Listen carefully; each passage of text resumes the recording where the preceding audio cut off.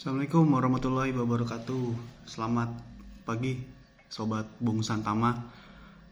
Ketemu lagi di konten Bung Santama hari ini, Jumat 3 Mei 2024. Ya, gue mau bahas ringan aja terkait hasil pertandingan timnas semalam ya, dimana Indonesia harus mengakui keunggulan Irak dengan skor 2-1, sehingga hasil tersebut membuat kita harus memainkan satu laga lagi di babak playoff untuk bisa memastikan langkah kita ke putaran final Olimpiade Paris 2024. Ya, kalau melihat dari pertandingan semalam memang ada sedikit perbedaan ya kalau gue lihat, dimana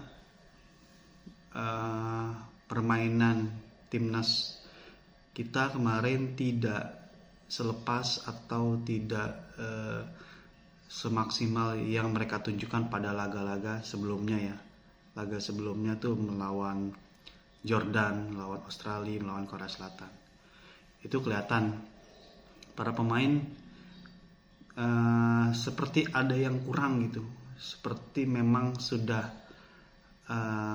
begitu lelah, dan secara fisik dan juga mental yang kelihatan mereka masih belum bisa bangkit dari kekalahan melawan Uzbekistan. Ya, memang kita nggak bisa menyalahkan pemain ya, karena memang pemain sudah sangat lelah, sehingga ketika pertandingan melawan Uzbekistan pun juga dirasa memang pemain-pemain merasa cukup yakin bisa mengalahkan Uzbekistan, tapi ternyata di lapangan berkata lain ya. Dan kalau melihat dari pertandingan melawan Irak kemarin, memang gue merasakan bahwa auranya berbeda gitu. Pemain kita sepertinya masih belum sepenuhnya bangkit dari kekalahan melawan Uzbekistan gitu. Sehingga pada saat melawan Irak semalam, pemain-pemain tidak tampil begitu percaya diri ya. Jadi permainan pun juga tidak bisa lepas ya, tidak bisa sebagus melawan Jordan misalnya. Itu tidak kelihatan gitu. Di awal babak pertama memang kita lihat pertandingan masih kelihatan 50-50 ya. Jadi pemain-pemain Irak, mereka tahu kelemahan kita di sisi kanan. Jadi kembali lagi sisi kanan kita selalu dicecar. Sisi kanan kita selalu menjadi momok lawan untuk dieksploitasi oleh lawan. Dimana pada babak pertama pemain Rio Fahmi bermain di sisi kanan, di tengah diisi oleh Justin Hubner untuk menggantikan posisi Rizky Ridho, dan sebelah kiri diisi oleh Nathan. Di babak pertama memang kita kelihatan tidak begitu memainkan bola secara lancar ya. Passing kita juga banyak yang berhenti di tengah. Kemudian sisi kanan kita terus diincar oleh Irak. Irak pun selalu mengandalkan crossing yang mereka tahu kelemahan kita adalah crossing, sehingga ada beberapa chance yang bisa diciptakan oleh Irak gitu ya. Dan sebetulnya kita memiliki secerca harapan ketika mampu mencetak gol dari Ivar Jenner di menit atau di sekitar pertengahan babak kedua ya, di menit 25-an ke atas kita mampu mencetak gol tuh, melalui sepak pojok dari Witan yang pada saat di crossing di blok, namun bola hasil blokan bek Irak justru tepat di kaki Ivar Jenner dan langsung ditembak dengan sangat keras oleh Ivar Jenner, masuk, sedikit melegakan para penggemar ketika Indonesia berhasil mencetak gol pertama 1-0 untuk kita. Namun tidak sampai 10 menit kita kecolongan. Irak mampu mencetak gol melalui kemelut di depan gawang hasil dari sepak pojok, dan kemelut pun terjadi, akhirnya mampu dicetak oleh pemain Irak ya, area backnya. Skor menjadi 1-1. Skor 1-1 membuat kita menjadi tidak lepas lagi bermainnya. Acap kali sisi kanan menjadi momok yang selalu dieksploitasi. Babak pertama berakhir dengan skor 1-1. Babak kedua kita sempat memberikan beberapa ancaman dari Marcelino, kemudian dari Witan gitu ya. Rafael Struijk juga memiliki beberapa kesempatan gitu. Tapi lagi-lagi banyak peluang-peluang yang tidak mampu dimaksimalkan dengan baik. Banyak peluang-peluang yang ya tidak menjadikan satu peluang yang berbahaya ya.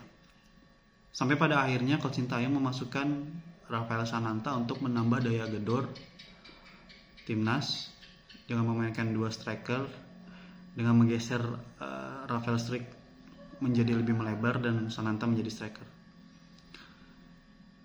Ya, kembali lagi tidak ada banyak peluang berarti yang mampu diciptakan timnas kita di babak kedua sampai akhirnya selesai babak kedua full time, skor tetap 1-1. Hasil ini membuat laga harus dilanjutkan di perpanjangan waktu ya. Perpanjangan waktu Sintayong memasukkan beberapa nama, Ihsan mengganti Kelly Schroyer, kemudian memasukkan Komang dengan bermain lebih ke tengah.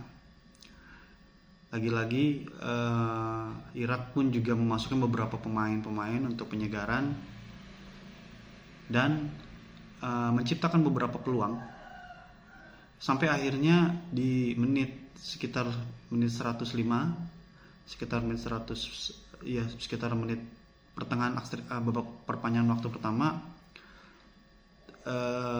Ali Jassim ya, ini pemain yang sangat berbahaya dari Irak, pemain muda, dia juga bermain di timnas senior, mampu mencetak gol memanfaatkan blunder dari Justin Hubner, di mana ketika ada umpan lambung dari belakang ternyata tidak bisa diantisipasi oleh Justin Hubner, dan peluang Ali Jassim 1 lawan 1 oleh Hernando, dia mampu menyelesaikan atau menembak secara sempurna ke gawang sehingga skor menjadi 2-1. Skor 2-1 semakin membuat Irak percaya diri, dan pemain kita ya kembali lagi yang tadi gue sampaikan di awal, ada yang hilang gitu, ada yang gue rasa mental kita belum sepenuhnya bangkit, tapi gue bisa memaklumi karena kehilangan Rizky Ridho, kemudian ketika melawan Uzbekistan banyak beberapa keputusan wasit yang kontroversial, sehingga pemain kita masih belum bisa bangkit sepenuhnya, sehingga pada saat menjalani partai melawan Irak ini ya yang akhirnya berkesudahan atas kemenangan Irak 2-1, yang kita memang belum bisa memastikan tiket ke Olimpiade ya.